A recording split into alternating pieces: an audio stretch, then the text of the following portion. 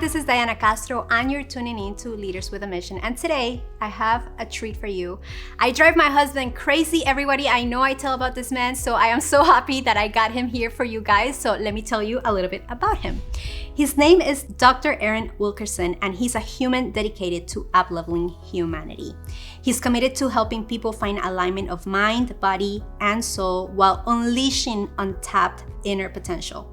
His mission is to awaken those that are ready to thrive, not just survive. He is a licensed chiropractor, energy worker, teacher, braveheart badass, and with you, Dr. Aaron. Hi. Yay! Thanks so much for having me. Thank you for flying all the way from Denver to Miami just to meet with us. Thank you so much. Yeah, it's so good to be here.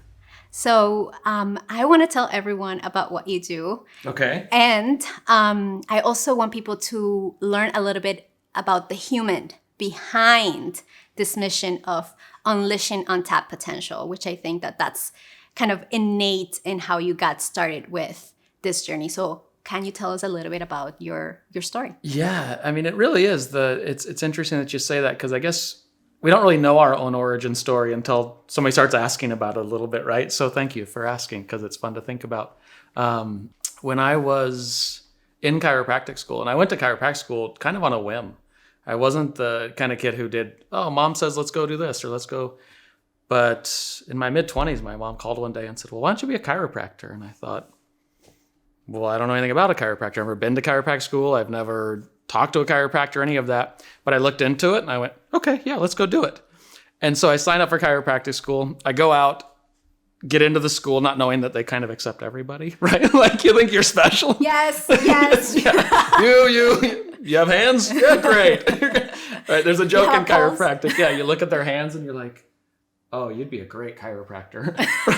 not knowing that you say that to everybody, right? Like, look at that.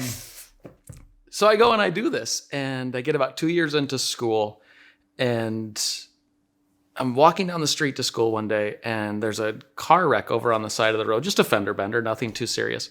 But the people got out of their cars and they start yelling at each other, and they start explicitives, right? Yeah. And I look over there and I say, oh, holy crap. These people are going to be coming to me to take care of them, to fix them, right? And I don't even like people. And I went, this is a big deal. I'm 2 years into school.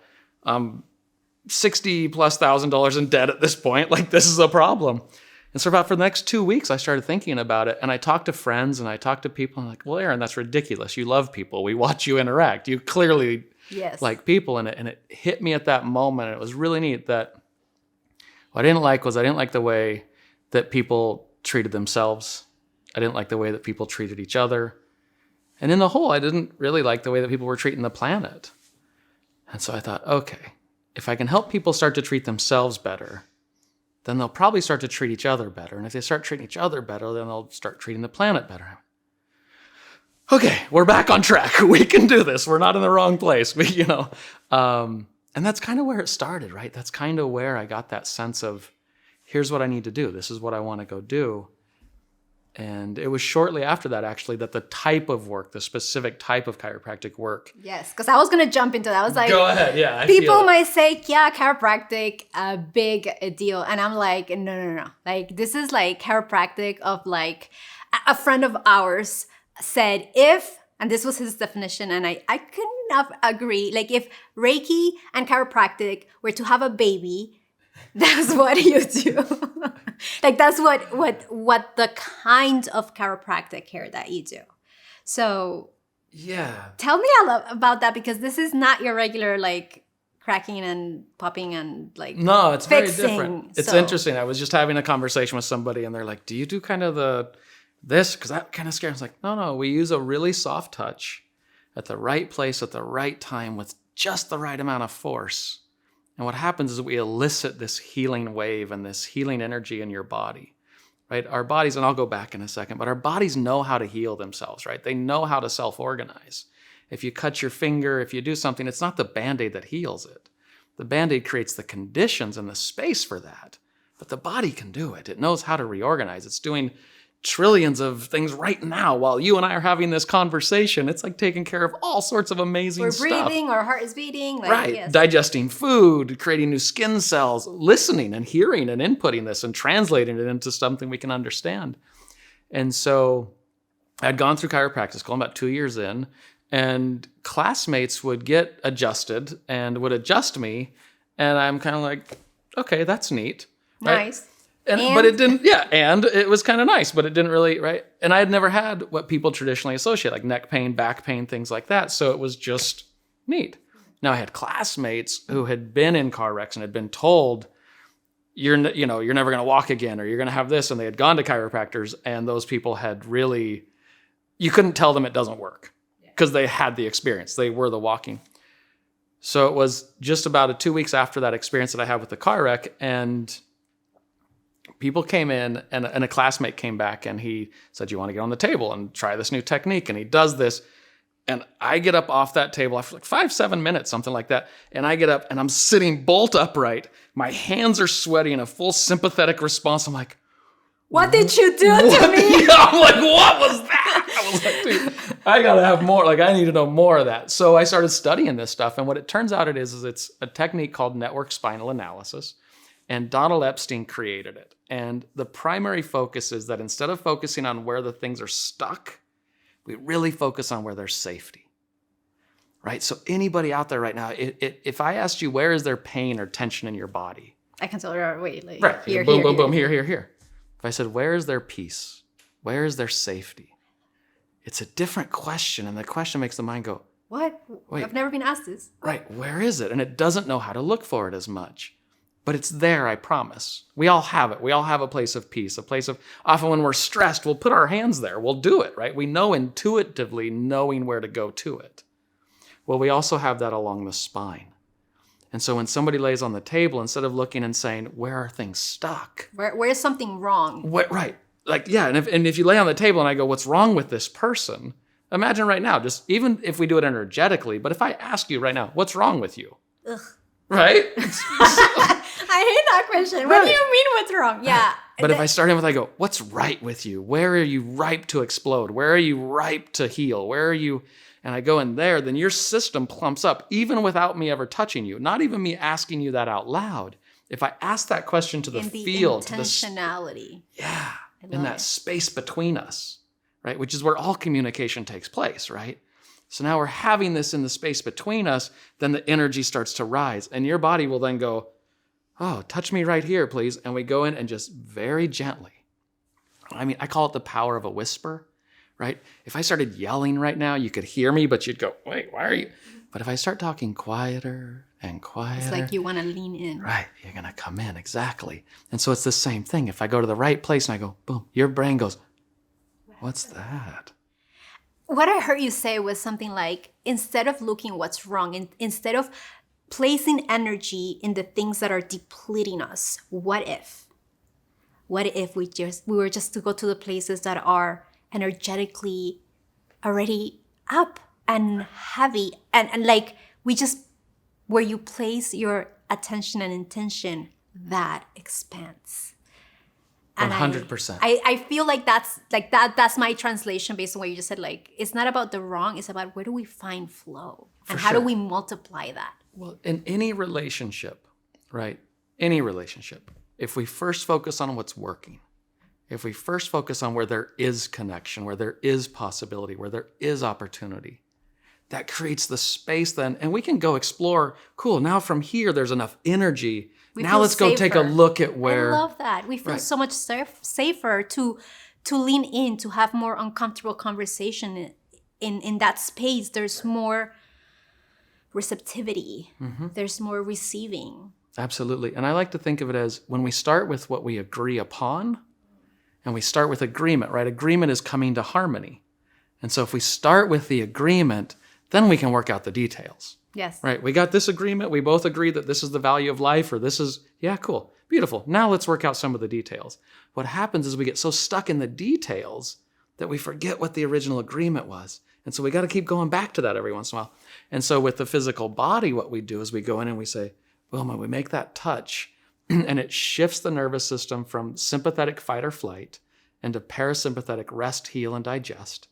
And it's common in short sessions where people will just go, kind of feel like I fell asleep on the table. And you go, were you aware of the music the whole time? I go, yeah, I was. You go, what happens is the sympathetic nervous system monitors the external world. The parasympathetic monitors the internal world. So when the sympathetic shuts down, you go internal, and now the focus is on, oh. Here's the thing, and this is why I keep like telling everyone about you whenever I have a chance. I need stocks in your thing, just by the way. Is my experience in working with you was not only physical, but spiritual, mental, and emotional, in a sense of I mean, and here's the thing, everyone experiences things differently. This, everybody will have a different experience. Mine and my own thing was coming to center, feeling energy that I had stored away come back and be in my body and have clarity and have more connect. It was just like, what the hell did you do to me? What moment? Like, how is it that I have been out of this flow and still function? Where was every piece of me left behind? It was so integrative. So that's why I'm saying, like, it's not chiropractic. Like, let me just tell you, right. that I think that's the excuse of it. And it is so much more deeper than that. Explain that, like, now. Beautiful. 1, 2, 3. Perfect. So a couple of things. The epitome of, or the source of suffering for humans is separation. It's disconnection. When we feel separated from that which we desire, that which we love the most, that creates the space for suffering. Does that make sense? Mm-hmm. Right? Anybody who's ever had their heart broken, that suffering is because that which you desire the most is what you want, right? So when we think of parts of ourselves that we've disowned, parts of ourselves that we've shamed, they call it the shadow self, or they call it this, right? Now, what if we can actually bring into alignment? You're saying the word flow, bring into alignment. You start to use the word connected. I feel more connected. I feel more integrated. I feel more whole. It's bringing those parts that we've disassociated from, that we've blamed and shamed, that we've judged as being not good enough, or we allowed somebody else's story to judge us in that and say that part of you is this. And so we've gone, oh, I can't show that. I can't show my playful side because that lost me love. Whatever the story is. The beauty of it is that all gets organized through your spine and in your physiology.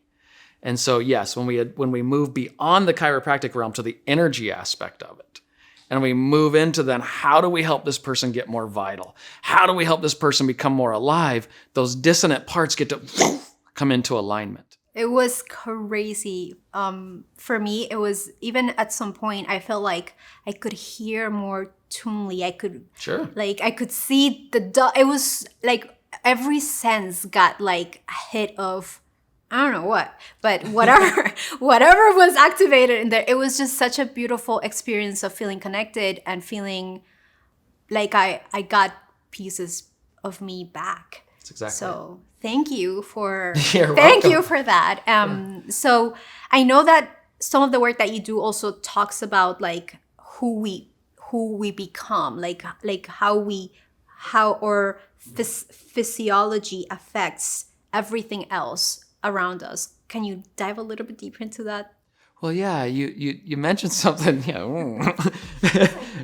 So you mentioned something that's really, or you asked a really profound question, which is, with all of this dissonance, with this disconnection, with this, how was I even living? How was I even functioning? Yes. If you take a musical instrument that's out of tune, it will still play music. It just sounds horrible. Horrible stuff, right? Some worse than others. Horrible's in the eye of the beholder, right? But it doesn't sound as good. It's not right. If you take a Stradivarius violin, I don't care how nice the violin is, if it's out of tune, it's out of tune, right? But what's neat is that what we found is that there's a signature rhythm for each and every one of us. Yes, tell me more, right? Tell me more. And that's what alignment is. When we come into that signature rhythm, and there's a sensory motor strategy for that. And as that starts to move through your body, anything that's not you starts to go away. And we become more attractive to and more attracted to that which is in harmony with our own alignment. So life starts to change and we start to play a different song. We start to sing a different note and our note starts to resonate more clearly and more cleanly into the world. And as it does, anything that resonates with that will then, and we start to create our own tide and we start to attract and be attracted to that which aligns with who we truly are. And you mentioned something which it takes us into a different rabbit hole, and it is so part of this conversation, which is sound. Mm-hmm. That is part of this. Can you talk a little bit about that? Because I feel like it is such a healing portion of this work to allow sound from within to be part of it. Yes, please. I know it feels like it's a lot of cuckoo head that but it will make sense. No, just saying. Yeah, let's make it make sense. So, in my understanding of things and what I've been taught and the way I see things organize is sound is what organizes matter.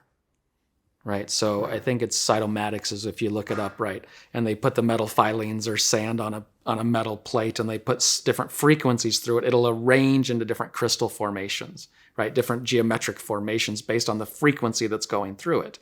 So it's sound that organizes things, right? And so light is the matter. Sound is what gives it shape. Go back. Where do they say the universe started? With a big what? A big bang. Or the word of God. Or the word of God. Whatever sound, yes. Right? That's that same thing. So thank you for bringing that in. It's the same. It starts with a sound. It didn't start with a flash. It started with a flash. Nope. That's not the story. And there's a reason for that story. Now, sound on the inside that's interesting is sound tends to be when we laugh, when we yell, when we scream, when we make pleasurable sounds, and whatever. Sound is the expression of emotion. It's the expression of the internal emotional state or the energetic state, right? If we start laughing, right? Have you ever, growing up, you go to church or whatever, right? And you're not supposed to laugh in church, right? So you're sitting there and your friend does something funny and you're like, what happens? It builds tension, right? Now you leave the church and you go, ha, ha, ha, ha, ha, and that tension is released. But what about when you're at the bank? What about when you're in traffic? What about when you're in a relationship and you go, or you're angry, or right, you're and like, you get angry. You're like, woohoo! And you have a story now. Well, a good girl wouldn't do that. A good boy wouldn't do that. A good mom or a good citizen. You can't make that sound. Boys don't cry. Girls don't get mad. Whatever it would be, these silly stories. Then we suppress that sound. And the sound, what we're doing by suppressing the sound is we're suppressing the release of that energy, the expression of that emotional state, right? And if that gets suppressed enough, then either we go numb and we go, no, everything's fine. Or it starts to build until we go, you know what, enough of this. Because it can only, or it gets leaked out on our loved ones and stuff. Because Not in a very healthy way, would I say. Right. Just saying. So what's beautiful is that as people go through this, yes, everybody has different experiences. If I wanted to experience a rapturous state of spirituality, do you think I could do it from this physiology? Right. To experience a rapturous state of physiology, I have to be able to go into this. Now, if my spine can't go into this physiology, I can't experience that emotional state. I can't experience that energetic state. The same as if I wanted to get angry, I couldn't do it from here. Right? I'm so angry, it doesn't work. Right? So there's a physiology, there's a sensory motor strategy for each one of those. And then that creates a frequency, and it's sound, but what we're really talking about is an acoustic rhythm. Mm-hmm. And it's the acoustic frequency that then organizes what's around us. Mm-hmm. I would love to keep you forever and keep asking you questions. And let me ask you just these 2 more questions. Please. Number 1, what is your personal definition for leadership? That's a great question. My initial thought immediately came to mind is Joseph Campbell's quote, "The presence of vital people vitalizes." And say that again, that was deep. Well, yeah, Joseph Campbell says, the presence of vital people vitalizes. Wow. Right? When we get ourselves into an energized state, the presence of joyous people enjoys people, right? Enraptures people. That's what it is. So I think a leadership starts with self-leadership. It starts with, and not in a selfish way, like not, no, I've got to take care of myself and nobody else. And screw you. right. But get yourself into a vital state. What is it that gets you vital? What is it that lights you up, right? For me, it's service and fun, right? And having conversations and doing this. This lights me up. When I'm in this state, then I'm aligned and I inspire and I come from this energy. So getting that comes from a beautiful place. So leadership to me starts with that. And then it starts with sharing it with others, and then sharing it with more and sharing it with more.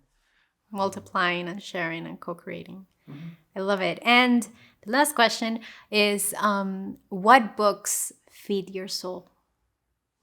What books feed my soul? The one I'm getting ready to write. No, books that feed my soul. Interestingly enough, I like to read historical books. I like to read books that are also written on sociology and studies of that, about revolutions. And there's a book, and I'm blanking on the author right now, but it's called Anatomy of Revolution. And it talks about transformation of incomplete cultures. But what's interesting is it goes through the same transformations of the individual. And I love to take the macro and relate it to the micro and take the micro to the macro. There's a great book that I'm reading right now called True Believer. It was written back in the 50s about how you start momentums and movements and how that happens. So those are the kind of things that really spark that personal revolutionist inside of me that go, yeah, how do we help? Yeah, I want to know how to do that. And so then to turn a personal revolution into evolution and do that. So books like that. That's fun. That sounds like fun. I'll check into it. Yeah, they're neat. And I lied. This is not the last question. The last question is, where can people get more of you? Where can people find you?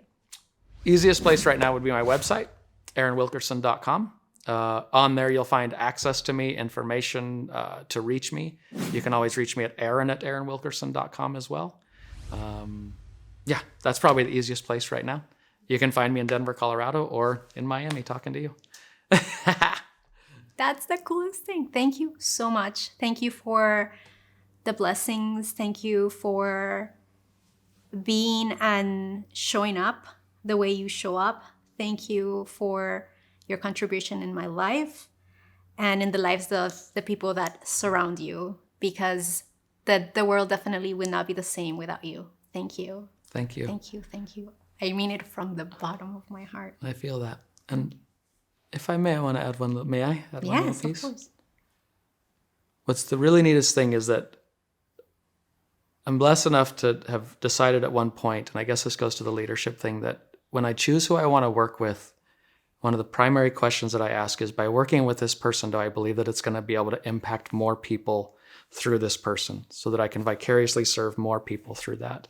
And so with all humbleness and all honor and all just true appreciation, thank you. Thank you for having me here. And thank you for, thank you. I appreciate you. You're going to make me cry. We're not going to do that right now. Thank you. All right, peeps. Okay, so there you have it. Please don't go. Okay? And for those of you who are looking to amplify your mission with the power of video, please visit us at 4productions.com, and I'll see you in the next one. Thank you.